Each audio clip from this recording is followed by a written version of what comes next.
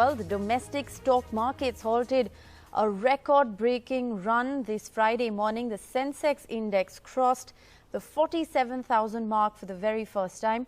The Sensex slumped 395.71 points from this all-time high of 47,026.02 that was registered earlier during the session's trade. The Nifty dropped to a low of 13,658 in the mid-morning deals, having earlier, remember, come within inches of that all-time high of 13,773 that was registered on Thursday.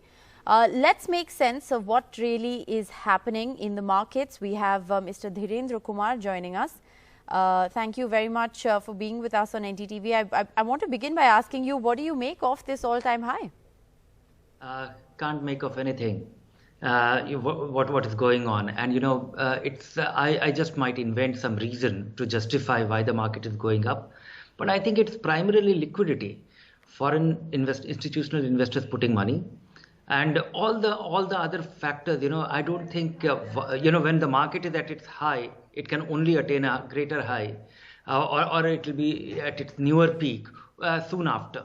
But I don't think there is any specific reason that has happened. In fact, when I look at the corporate results, everything that has happened, there is nothing to be so cheerful about it. One can be happy that the damage is not as severe as it was expected, but that is not something which we can take consolation from. Right. The big question, of course, is what should investors be doing at this point? Should they sit tight? One did see some initial selling this morning, especially in the financial sector, which is what brought the market down by around 350 to 400 points. Yeah, 350 to 400 points actually means nothing, because this is 0.22%, which isn't, maybe 0.5%. And yesterday the market went up, or the day before it actually went up. If you look at, the medium term or long term returns of this, so I would say there are different kind of things to be done for different kind of people. One is that everybody is not a trader in the market. Traders, they can actually take care of themselves. They are speculating, or maybe they have some theory on which they are working.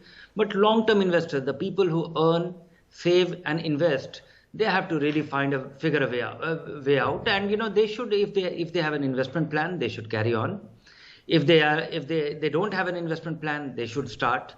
And markets will always be like that. It is either crumbling or actually going ballistic.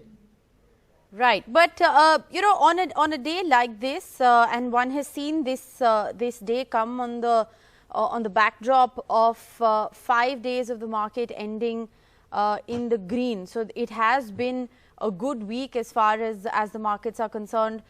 Going forward, what do you recommend investors to do?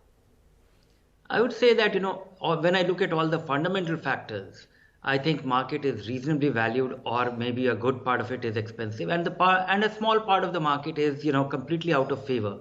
There are companies, government PSUs, which are yielding high return, the dividend. Still, investors don't look at them.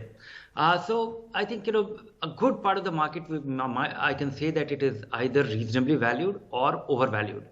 So that's the short term or the medium term outlook. But I would say that somebody who is investing in equity should get going with a small investment plan and carry on without getting distracted by the state of the market. Right.